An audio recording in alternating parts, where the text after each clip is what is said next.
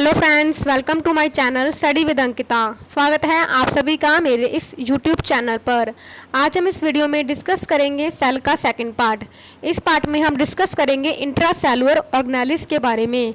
इसके बाद जो पार्ट आएगा थर्ड पार्ट, उसमें जो फर्स्ट पार्ट और सेकंड पार्ट के मैं आपको से टेस्ट लूँगी, तो आप दोनों पार्ट को अच्छी तरह से याद करिएगा।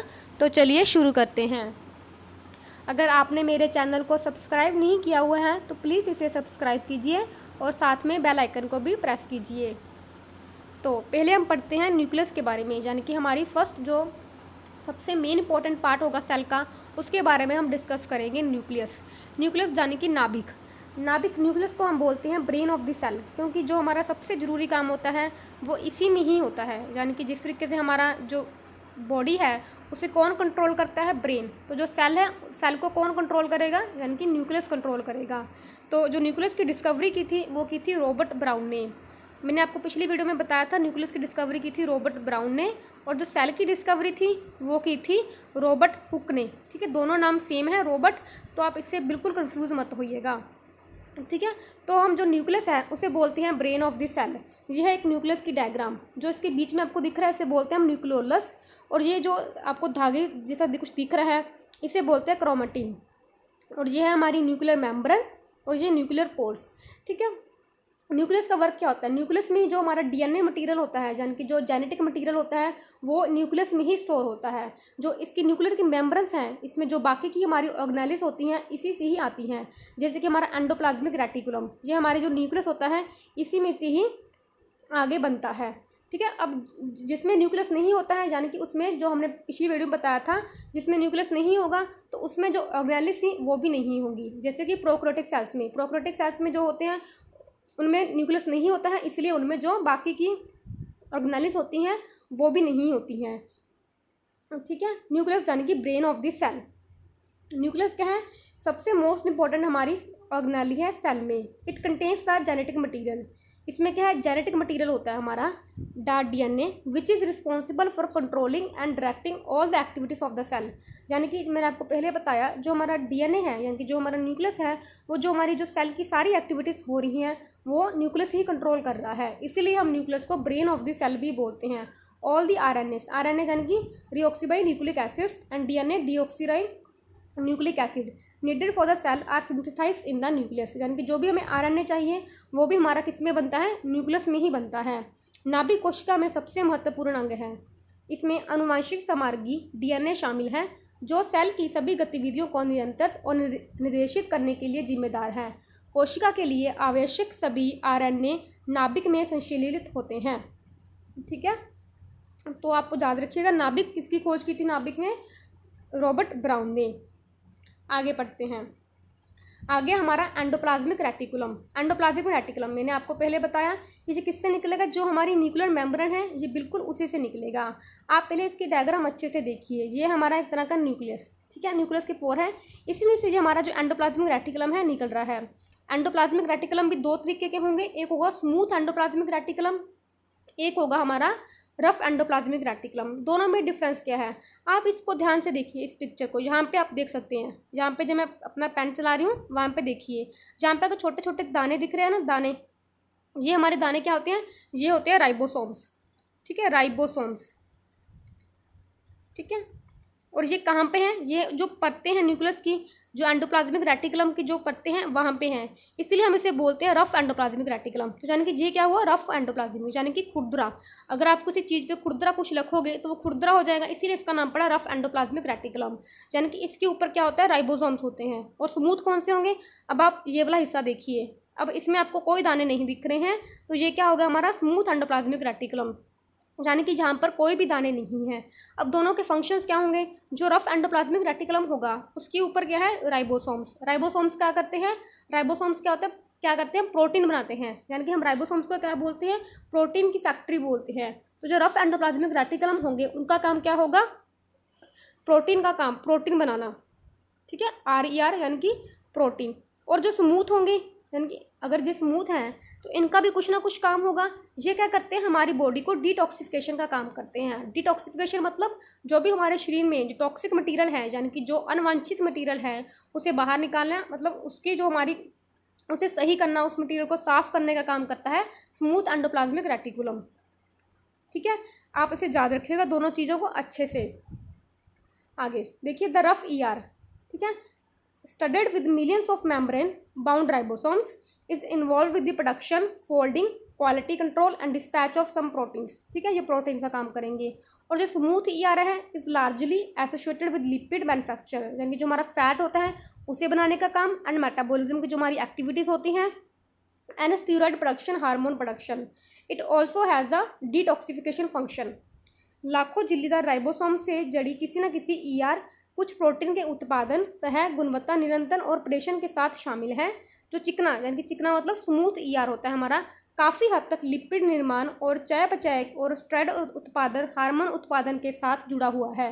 इसका एक डिटॉक्सिफिकेशन फंक्शन भी है। तो याद रखिएगा दोनों का फंक्शन। रफ का मेन फंक्शन क्या हुआ हमारा, जो प्रोटीन को बनाना। रफ क्यों प्रोटीन बना रहा है, क्योंकि उसके ऊपर राइबोसोम्स हैं। और जो स्मूथ ईआर है उसका फंक्शन क्या हो गया, लिपिड्स को मैन्युफैक्चर करना, जो हमारा स्टेरॉयड प्रोडक्शन है, हार्मोन प्रोडक्शन है, और साथ में डिटॉक्सिफिकेशन फंक्शन है उसे परफॉर्म करना। ठीक है, तो आगे अब हम पढ़ते हैं गोल्जी बॉडीज़। गोल्जी बॉडीज़ देखिए, जब स्मूथ जो ईआर है वो काम कर रहा है और रफ ईआर काम कर रहा है, तो वो क्या करेंगे, कुछ ना कुछ जो वेस्ट मटेरियल होगा वो प्रोड्यूस करेंगे। ऑब्वियसली बात, अब हम कुछ भी काम करें तो कोई ना कोई वेस्ट मटेरियल जनरेट होता ही है। अब वो जो सेल में वेस्ट मटेरियल जनरेट हो रहा है, वो जो उसका नेचर होगा, वो जो उसका पीएच होगा वो क्या होगा, एसिडिक होगा। अब अगर हमारे शरीर में एसिडिक होगा तो वो तो हमारे शरीर के लिए अच्छी चीज़ नहीं है, तो उसे हम बाहर निकालना होगा। तो गोल्जी बॉडीज़ का क्या काम है, गोल्जी बॉडीज़ क्या करती हैं, जो मटेरियल है, जो भी वेस्ट मटेरियल है उसे पैक करने का काम करती हैं, पैकेज करती हैं, उसकी स्टोरेज करती हैं, और फिर बाद में उसे बॉडी से निकालने का काम किया जाता है।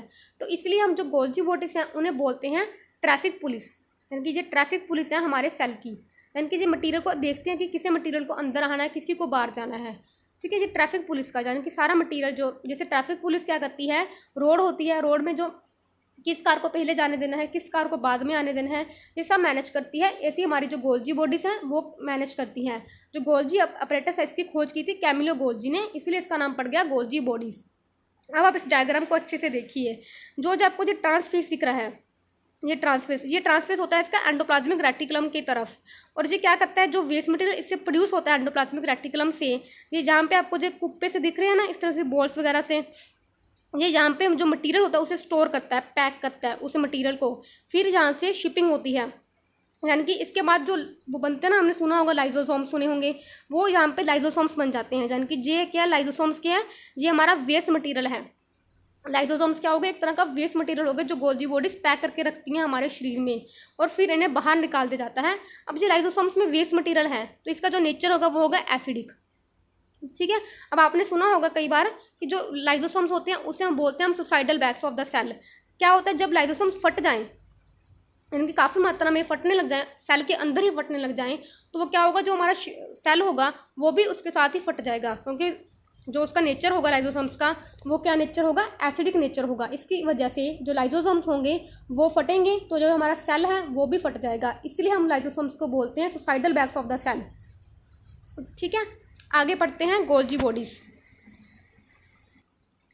तो गोल्जी बॉडीज़ का मेन कार्य क्या हुआ, गोल्जी बॉडीज़ क्या करती हैं, जो हमारा प्रोटीन्स वगैरह हैं, यानी कि जो उसकी सॉर्टिंग करना, उसकी पैकेजिंग करना, ये काम किसका होगा, हमारा गोल्जी बॉडीज़ का क्या काम होगा। गोल्जी बॉडीज़ क्या इन्वॉल्व होती हैं, ट्रांसपोर्ट में भी जो लिपिड्स होते हैं उसके भी ट्रांसपोर्ट में रिस्पॉन्सिबल होती हैं, और साथ में जो लाइजोसोम्स होते हैं उनके क्रिएशन के लिए, जैसा कि मैंने आपको पहले बताया कि लाइजोसोम्स जब क्या होंगे, एसिडिक मटेरियल के होंगे, यानी कि जो वेस्ट मटेरियल होगा वो गोल्जी बॉडीज़ ही क्रिएट करती हैं, यानी कि लाइजोसोम्स के रूप में एक क्रिएट कर दिया जाता है। तो एक प्रमुख कार्य स्त्राव के लिए प्रोटीन के संशोधन, छंटाई और पैकेजिंग है। ठीक है, यह कोशिका के चारों ओर लिपिड के परिवहन और लाइजोसोम्स के निर्माण में भी शामिल है। ठीक है, तो गोल्जी बॉडी आपको समझ आ गया होगा। गोल्जी बॉडी का निकनेम क्या था, traffic police of the cell. ये आपको जो निकनेम है ये भी याद रखने, पेपर में पूछे जाते हैं। आगे हम पढ़ते हैं लाइजोसोम्स के बारे में। जो लाइजोसोम्स की खोज की थी वो की थी क्रिस्टन डी ड्यूवने, ये भी याद रखिएगा। तो चलिए देखिए, ये है हमारे लाइजोसोम्स। ठीक है, इस तरीके से ये हैं लाइजोसोम्स। अब लाइसोसोम का मैंने आपको बताया, ये हमारे एंडोप्लाज्मिक रेटिकुलम और ये है गोल्जी बॉडीज़। एंडोप्लाज्मिक रेटिकुलम ने क्या किया, वेस्ट मटेरियल प्रोड्यूस किया। जो गोल्जी बॉडीज़ ने उसने वेस्ट मटेरियल को पैक किया, स्टोर किया और फिर लाइसोसोम्स के रूप में इस तरीके से ये बाहर निकाल दिया। अब ये लाइसोसोम्स हैं, ये हमारे सेल में ऐसे ही रहते हैं, फिर इन्हें एक एक करके बाहर निकाल दिया जाता है। अब जब भी किसी कारणवश ये लाइसोसोम्स भारी मात्रा में शरीर के जो सेल के अंदर ही फटने लग जाएं, तो जो सेल होता है वो भी खुद फट जाता है। तो इसलिए हम बोलते हैं कि ये क्या है, सुसाइडल बैग्स हैं सेल के। तो इसका नाम याद रखिएगा, सुसाइडल बैग्स। ठीक है, आपको पता लग गया होगा कि इसे सुसाइडल बैग क्यों बोलते हैं। ठीक है, तो लाइसोसोम्स के बारे में पढ़ते हैं। ये क्या है, ऑर्गेनेलिज हैं जो डाइजेस्टिव एंजाइम्स हैं। इनके अंदर क्या होते हैं, एंजाइम्स होते हैं डाइजेस्टिव्स। दे डाइजेस्ट एक्सेस और वोन आउट ऑर्गेनेलिज, यानी कि ये क्या करती हैं, जो खराब हो चुकी हैं या फिर एक्सेस मात्रा में जो चीज़ें हैं उनको, जो फूड पार्टिकल्स हैं और इनगल्फ्ड वायरसेस और बैक्टीरिया, यानी कि जो भी चीज़ें हमारे सेल के लिए काम की नहीं हैं उन सबको डाइजेस्ट करने का काम करती हैं। लाइसोसोम्स क्या है, एक तरह का स्टमक है सेल का। जैसे स्टमक क्या करता है, जो हमारा फूड होता है उसे डाइजेस्ट करता है, पर लाइसोसोम्स क्या करती हैं, जो वेस्ट मटेरियल है, जो भी चीज़ें भी जो काम की नहीं है हमारे सेल की, उस सबको डाइजेस्ट करने का काम करती है। देखिए, लाइसोसोम्स ऑर्गेनेली होते हैं जिनमें पाचन एंजाइम होते हैं। वे ऑर्गेनेली खाद्य कणों और संलग्न वायरस या बैक्टीरिया को अधिक या खराब कर देते हैं। लाइसोसोम कोशिका के पीठ की तरह होते हैं। ठीक है, आपको समझ लग गया होगा कि लाइसोसोम्स का फंक्शन क्या होता है और क्यों इन्हें suicidal bags of the cell कहा जाता है, और इनका नेचर क्या होगा, एसिडिक। ठीक है, ये भी आपको याद रखना है हमेशा। आगे हमारे राइबोसोम्स। राइबोसोम्स मैंने आपको पहले बताया, राइबोसोम्स का काम क्या होता है, प्रोटीन फैक्ट्री। इसको सीधा बोला जाता है कि यह है क्या है, हमारी प्रोटीन फैक्ट्री। और इसे डिस्कवर किया गया था, डिस्कवर्ड बाय जॉर्ज पैलेडे। ठीक है, और ये है हमारी राइबोसोम्स की कुछ एक तरह की इमेज। ये कुछ इसी तरीके से दिखता है, गोल गोल सा। नीचे छोटा स्मॉल सब यूनिट होती है और ऊपर होती है इसकी लार्ज सब यूनिट।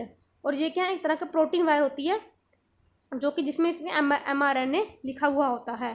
ठीक है, राइबोसोम्स का काम क्या हो गया, प्रोटीन काम करना। ये क्या करती है, एक तरह का फंक्शन करती है, एक माइक्रो मशीन, यानी कि एक छोटी मशीन है for making protein. Ribosomes are composed of special proteins and nucleic acids. यह प्रोटीन बनाने के लिए एक माइक्रो मशीन के रूप में कार्य करता है। राइबोसोम्स विशेष प्रोटीन और न्यूक्लिक एसिड से बने होते हैं। ठीक है, आगे हमारा माइटोकॉन्ड्रिया। माइटोकॉन्ड्रिया को हम कहते हैं, क्या कहते हैं माइटोकॉन्ड्रिया को, powerhouse of the cell. यानी कि जो शरीर को, यानी कि जो सेल है हमारा, उसे जो पावर चाहिए चलने के लिए वो कौन प्रोवाइड करता है, तो वो प्रोवाइड करता है हमारा माइटोकॉन्ड्रिया। माइटोकॉन्ड्रिया को जो डिस्कवर किया गया था, वो सबसे पहले डिस्कवर किया गया था रिचर्ड एल्टमैन के द्वारा। ठीक है, वो डिस्कवर किया गया था 1894 के बारे। यानी कि उन्होंने एक रिकोगनाइज किया कि माइटोकॉन्ड्रिया नाम की जो हमारी जो सेल है उसमें एक मौजूद होता है। फिर जो टर्म थी, यानी कि जो माइटोकॉन्ड्रिया नाम की टर्म थी, यानी कि हम इसे माइटोकॉन्ड्रिया बुलाएंगे, वो जो डिस्कवर की गई थी वो की गई थी कार्ल बेंडा के द्वारा। कार्ल बेंडा इन 1898। ठीक है, कार्ल बेंडा इन 1898। जब ये रिचर्ड एल्टमैन के द्वारा खोजा गया था तब इसका नाम माइटोकॉन्ड्रिया नहीं था। माइटोकॉन्ड्रिया नाम तो रखा था कार्ल बेंडा ने, पर जब इसने खोजा था तब वो उसका नाम रखा गया था बायोप्लास्ट। ठीक है, बायोप्लास्ट। ठीक है, इस दोनों पॉइंट में अक्सर कन्फ्यूजन हो जाती है, तो याद रखिएगा जो माइटोकॉन्ड्रिया था वो किया गया था डिस्कवर रिचर्ड एल्टमैन के द्वारा, और जो इसका नामकरण किया गया था वो किया गया था कार्ल बेंडा के द्वारा। ठीक है, आई थिंक दोनों पॉइंट में कोई अब कन्फ्यूजन नहीं होगी आपको। तो अब चलिए माइटोकॉन्ड्रिया के फंक्शन के बारे में बात करते हैं। ये है माइटोकॉन्ड्रिया। जो माइटोकॉन्ड्रिया होता है वो क्या होता है, डबल मेम्ब्रेन स्ट्रक्चर होता है। ठीक है, और इसका काम क्या है, एटीपी बनाना।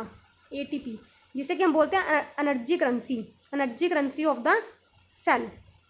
एनर्जी करेंसी मतलब, अगर देखिए आपको कोई भी काम करना है, फॉर एग्जांपल आपको एक छोटा सा पेन भी उठाना है या फिर आपको कुछ भी करना है, एक पेपर को भी पलटना है, तो आपको उसके लिए क्या चाहिए, एनर्जी चाहिए। यानी कि उसके लिए आपको एटीपी चाहिए। ये एक तरह की एनर्जी यूनिट है काम करने के लिए। मान के चलिए मुझे एक पेन उठाना है तो उसमें भी मेरी 40 एटीपी के बराबर खर्च हो जाती है। अब जब एक ग्लूकोज का मॉलिक्यूल है, ठीक है, वो कन्वर्ट होता है एटीपी में, और कन्वर्ट कौन करता है, माइटोकॉन्ड्रिया।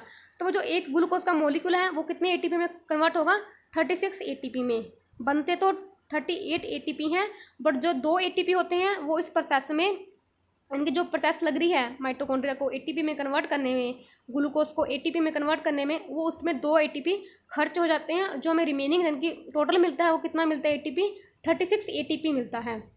ठीक है, एटीपी क्या हुआ, energy currency of the cell हुआ। इसलिए हम माइटोकॉन्ड्रिया को बोलते हैं कि ये है powerhouse of the cell, यानी कि ये सेल को पावर प्रोवाइड करता है, हमें काम करने की शक्ति प्रोवाइड करता है, हमारे ग्लूकोज को एटीपी में कन्वर्ट करता है। ठीक है, और जो माइटोकॉन्ड्रिया क्या है, डबल लेयर स्ट्रक्चर है। आगे, the most prominent role of mitochondria are to provide the energy currency of the cell. देखिए मैंने आपको पहले बताया एनर्जी करेंसी कौन है, सेल हमारी एटीपी, थ्रो रेस्पिरेशन, इनकी जो रेस्पिरेशन के द्वारा, and to regulate cellular metabolism, the central set of reaction involved in ATP production. ठीक है ना, कौन कौन से प्रोडक्शन जो साइकिल्स चलते हैं एटीपी प्रोड्यूस करने के लिए, वो कौन कौन से, एक तो सिट्रिक एसिड साइकिल बोलते हैं हम उसे, और बोलते हैं क्रेब्स साइकिल। ये पेपर में पूछे जाते हैं साइकिल किस चीज़ से रिलेटेड है, तो आपको याद रखना होगा माइटोकॉन्ड्रिया से, जो हमारी पावर हाउस सेल है जिनके जो एटीपी प्रोड्यूस करता है, और एटीपी की फुल फॉर्म एडिनोसाइन ट्राइफॉस्फेट, ये भी याद रखिएगा, एडिनोसाइन ट्राइफॉस्फेट, ये एटीपी की फुल फॉर्म है। आगे इसको हिंदी में भी लिखा हुआ है, माइटोकॉन्ड्रिया की सबसे प्रमुख भूमिका सेल की ऊर्जा मुद्रा एटीपी श्वसन के माध्यम से और सेलुलर चयापचय को विनियमित करने के लिए ही है। एटीपी उत्पादन में शामिल प्रक्रियाओं को केंद्रीय सेट सामूहिक रूप से साइट्रिक एसिड चक्र या क्रेब्स साइकिल चक्र के रूप में भी जाना जाता है। ठीक है, आपको माइटोकॉन्ड्रिया क्लियर हो गया होगा। तो ठीक है, ये था मेरा आज का लेक्चर। आशा करती हूँ आपको ये वीडियो पसंद आई होगी, तो प्लीज़ इसे ज़्यादा से ज़्यादा शेयर करें और मेरे चैनल को सब्सक्राइब करें। और अगर आपको इसकी PDF चाहिए तो यू कैन ज्वाइन मी है टेलीग्राम चैनल। अगले वीडियो में मैं आपका टेस्ट लूँगी, और जो इसका अगला पार्ट आएगा उसमें जो हमारे आगे बच के हैं क्लोरोप्लास्ट, जो प्लांट सेल्स के बारे में, वो हम डिटेल से पढ़ेंगे। तो थैंक यू।